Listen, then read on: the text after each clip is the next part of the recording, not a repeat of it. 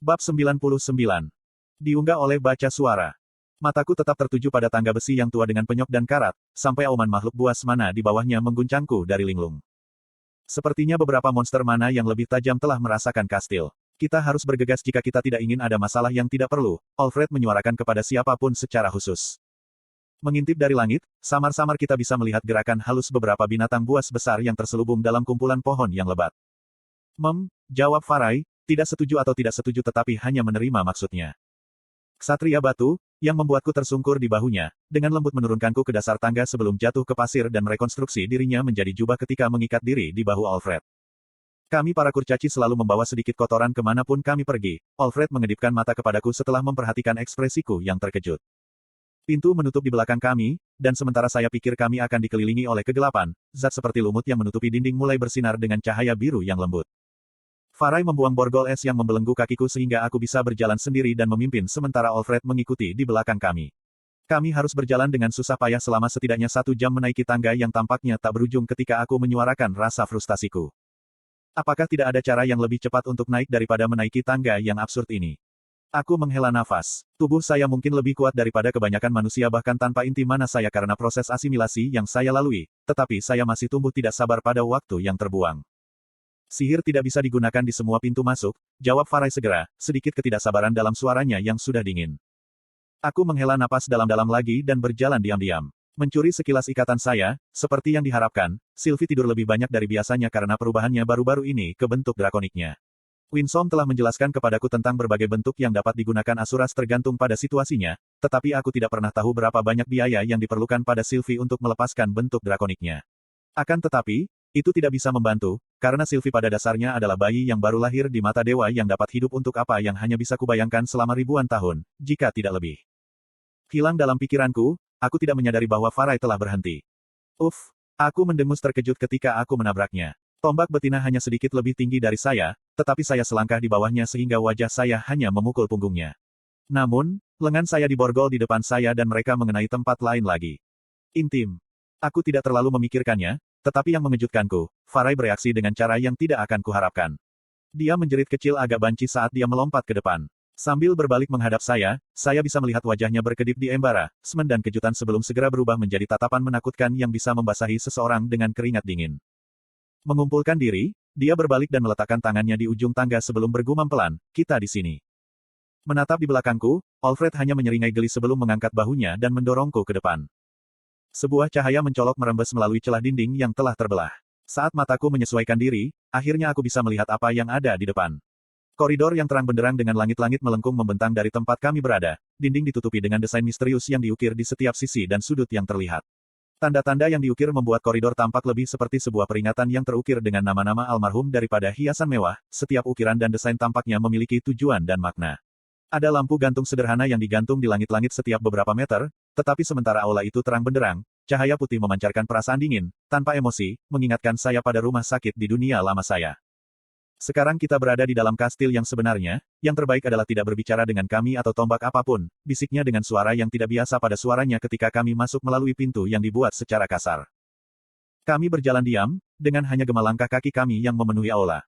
Di kedua sisi ada pintu yang tidak cocok dengan koridor logam, ada pintu-pintu dengan berbagai warna dan bahan, semuanya sangat berbeda satu sama lain.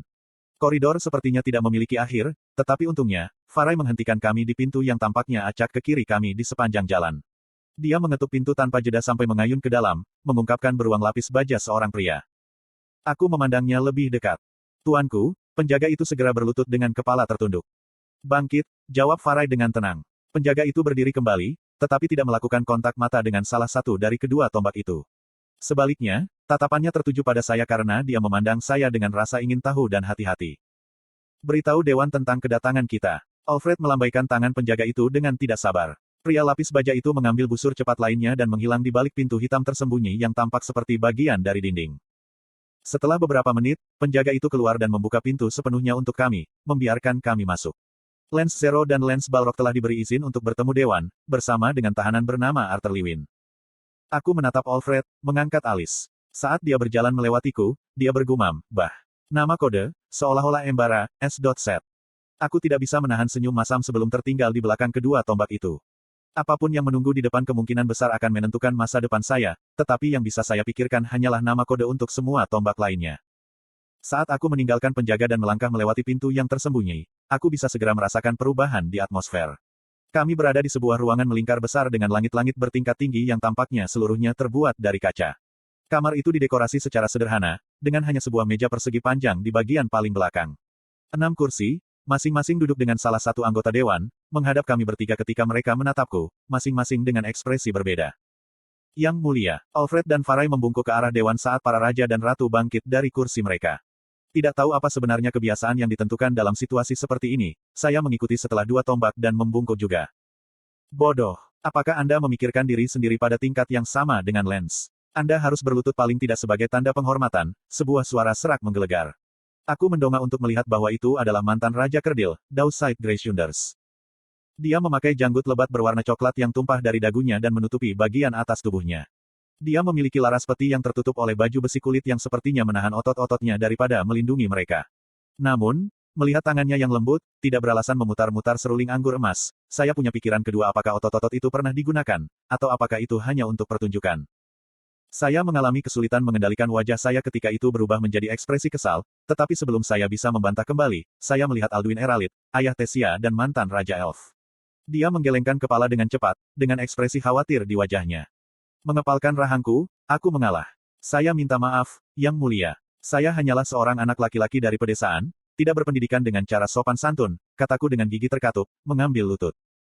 Huff. Dia duduk kembali di kursinya, menyilangkan lengan. Bahkan ketika dia tenggelam kembali ke kursinya, tidak mungkin untuk mengabaikan kerangka kaku yang dimiliki mantan Raja Kerdil itu. Pembuluh darah di lengannya terentang dengan setiap gerakan kecil. Dipasangkan dengan janggut besar dan gelap, mata berat, bahkan sebagai kurcaci, ia tampak jauh lebih besar daripada dirinya sebenarnya. Sekarang, saya yakin perjalanannya sudah lama dan semua orang ingin memulai. Farai, Batal Arthur, ayah Curtis, Blind Glider adalah orang yang baru saja berbicara. Tombak betina menghilangkan manset beku yang mengikat pergelangan tangan saya tetapi membiarkan Sylvie yang tertidur di dalam bola beku, ketika saya mengamati penguasa di benua ini. Sudah bertahun-tahun sejak aku terakhir melihat Blind dan Priscilla Glider, tetapi selain beberapa kerutan, sedikit yang berubah tentang mereka. Saya perhatikan bahwa mantan ratu memang terlihat sedikit lelah, tetapi ekspresinya tidak memberikan itu sama sekali. Ini adalah pertama kalinya melihat mantan ratu kurcaci tapi dia seperti yang kuharapkan, jantan. Dia memiliki rahang persegi yang tegas dengan mata tajam dan rambut hitam yang ditarik ke belakang menjadi ekor kuda. Bahunya yang lebar menegangkan kain blus coklatnya yang sederhana saat dia tetap duduk tegak di kursinya. Namun, Alduin dan Merial Eralit tampaknya paling tua. Sementara itu baru beberapa hari sejak terakhir kali saya melihat mereka, saya tidak terkejut, karena putri tunggal mereka telah menjadi pusat tindakan terorisme Dranif. Anda membaca di https://rednovelfullonline.com. Dua tombak yang telah mengawal saya di sini mengambil beberapa langkah mundur dari saya ketika saya menatap dewan. Alduin Eralit berbicara dengan nada lembut, ekspresinya hampir sama bersalah karena membawaku ke sini. Arthur Lewin, sebelum kita mulai, saya ingin mengucapkan terima kasih, bukan sebagai pemimpin tetapi sebagai ayah karena menyelamatkan putri saya. Dan perlu aku mengingatkanmu bahwa kita di sini sebagai pemimpin benua terkutuk ini, bukan ayah. Dowside menyela, memukuli tinjunya di atas meja. Bocah ini memutilasi salah satu teman sekolahnya sebelum membunuhnya. Haruskah saya membaca deskripsi salah satu pengintai yang dikirim dengan ramah kepada kami? Petik 2. Priscilla menggelengkan kepalanya, berusaha memadamkan situasi. Dowside, kurasa itu tidak perlu. Kedua kaki, dihancurkan menjadi bubur melewati pertengahan paha. Lengan kiri, dipotong-potong dan dibakar melewati siku. Lengan kanan, beku dan hancur. Alat kelamin. Ketika mantan Raja Kerdil itu terus membacakan gulungan itu, bahkan dia sepertinya kesulitan mengatakan apa yang akan terjadi selanjutnya. Alat kelamin, bersama dengan tulang panggul, hancur dan... Saya pikir itu sudah cukup, Dowside, Alduin memperingatkan. Sepertinya aku sudah mengatakan maksudku. Iya, itu semua nyaman dan segala sesuatu yang terjadi dengan bocah ini untuk menyelamatkan seluruh sekolah, tetapi itu tidak membenarkan siksaan yang dia lakukan pada teman sekolahnya. Bagi saya hanya bisa melihat ini karena dia menggunakan seluruh kegagalan ini sebagai alasan untuk membalas dendam pada seseorang yang jelas-jelas telah dimilikinya permusuhan sejak dulu, kata Dowside dengan dingin. Kamu tidak bisa mengatakan bahwa motif utama bocah ini untuk mempelajari secara membabi buta adegan berbahaya semacam itu hanyalah untuk membalas dendam. Dan bahkan jika dia melakukannya, bagaimana dengan itu? Anda tidak dapat membuktikan kepada siapapun di sini apa motif Arthur. Dia melakukan apa yang tidak bisa kami lakukan di saat dibutuhkan dan itu berpotensi menyelamatkan setiap siswa di dalam Sirus. Alduin balas menyalak, wajahnya semakin merah. Iya, Dan itulah sebabnya aku tidak menyarankan kita membunuh bocah itu. Kita hanya perlu melumpuhkannya sebagai penyihir. Itu adalah mantan Ratu Kurcaci yang berbicara kali ini. Ketidakacuhan yang dingin dalam suaranya sepertinya bahkan membuat suaminya goyah sejenak. Apa yang istriku, kata Glaudera, adalah juga pikiranku. Bocah ini terlalu berbahaya jika dibiarkan sendiri. Bayangkan jika dia dan naga peliharaannya memutuskan untuk membuat musuh dari kita. Petik 2. Telingaku meninggi ketika mendengar tentang Sylvie. Ya Tuhan, apakah Anda mendengar diri sendiri? Anda terdengar seperti penjahat paranoid. Blind, Priscilla, apa yang harus Anda tambahkan ke semua ini? Ibu Tesia bertanya, menggelengkan kepalanya, bingung. Merial, suamiku dan aku sama-sama setuju denganmu dalam hal ini, berbicara sebagai orang tua, kata Priscilla datar, tatapannya yang jauh beralih dari Sylvie dan aku. Tapi, yang terbaik adalah mempertimbangkan pandangan Grace Shunder juga. Apa yang mereka katakan dengan seluruh benua dipertaruhkan. Petik 2. Jadi apa? Kita melumpuhkan bocah itu dan membunuh naga itu, semuanya kalau bocah itu bisa memendam perasaan buruk terhadap kita dan memutuskan untuk membalas dendam. Alduin hampir berteriak ketika dia berdiri, menghadap para pemimpin lainnya. Alduin, tahu tempatmu. Jangan berpikir kamu berada di level yang sama dengan kami hanya karena kamu duduk di sini. Bolehkah saya mengingatkan Anda tentang ketidakmampuan Anda untuk merawat tombak Anda sendiri? Dowside menggeram dengan mengancam ketika dia menuding mantan Raja Peri, benua ini berpotensi berada di ambang perang dan kau cukup ceroboh untuk kehilangan salah satu kartu truf terbesar kita. Yang mulia, apakah saya dibawa ke sini hanya untuk mendengar penilaian saya atau apakah saya diizinkan untuk? Kamu tidak akan berbicara sampai kamu diperintahkan. Dowside meraung, memotongku. Aku menolak klaim apapun yang coba dilakukan bocah ini. Dia bisa mengatakan bahwa Dewa Besi sendiri berbicara kepadanya dan memerintahkannya untuk melakukan semua ini tetapi itu tidak mengubah apa yang telah dia lakukan dan apa yang akan dapat dia lakukan jika dibiarkan sendiri. Para pengintai masih di tengah-tengah pengumpulan keterangan dari para saksi. Petik 2. Saya tidak melihat ada gunanya saya berada di sini jika saya bahkan tidak diizinkan untuk berbicara dan memberikan akun saya tentang apa yang terjadi dan mengapa itu terjadi seperti itu. Saya melakukan yang terbaik untuk mengontrol volume dan nada suara saya, tetapi saya bisa tahu itu keluar jauh lebih tajam daripada yang saya inginkan. Kamu benar, tidak perlu tahanan ini ada di sini. Alfred, menguncinya di salah satu sel bawah dan menahannya di sana sampai perintah lebih lanjut. Juga, kunci hewan peliharaannya di lemari besi. Glaudera Greyshunders menanggapi suaminya, melambaikan tangannya ke arah kami. Dowside, Glaudera, dewan bukan untukmu menjalankan dan memesan sesuai keinginanmu. Ayah, Alduin menggeram. Di belakangnya, sosok bertopeng dalam bayang-bayang berlutut, menunggu perintah. Turun, peri. Ingatlah bahwa Anda hanya memiliki satu tombak yang Anda inginkan.